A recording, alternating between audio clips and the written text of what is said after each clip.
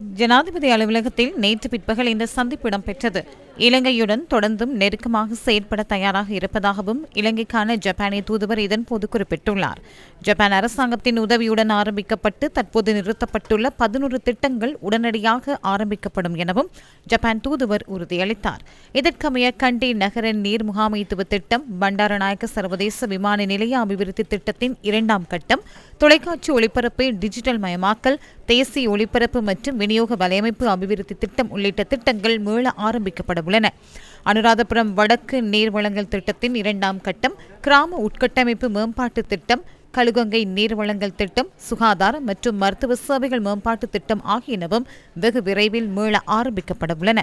Japan உதவியின் கீழ் இலங்கையில் தற்போது முன்னெடுக்கப்பட்டு வரும் திட்டங்களில் இறுதிக்கட்டத்தை எட்டியிருக்கும் ஹபரண வயாங்குட மின் பரிமாற்ற வலையமைப்பு, அனுராதபுரம் வடக்கு நீர் வழங்கல் திட்டத்தின் 1ஆம் கட்டம் ஆகியவற்றை நிறைவு செய்ய எதிர்பார்த்திருப்பதுடன் முழுமைப்படுத்தப்பட்டிருக்கும் கலனிகங்கை புதிய பாலத்தின் நிர்மாண பணிகளுக்கான கொடுப்பனவினை நிறைவு செய்ய எதிர்பார்ப்பதாக ஜப்பானின் தூதுவர் மிஷிகோஷி ஹிடேகி இதன்போது தெரிவித்தார்.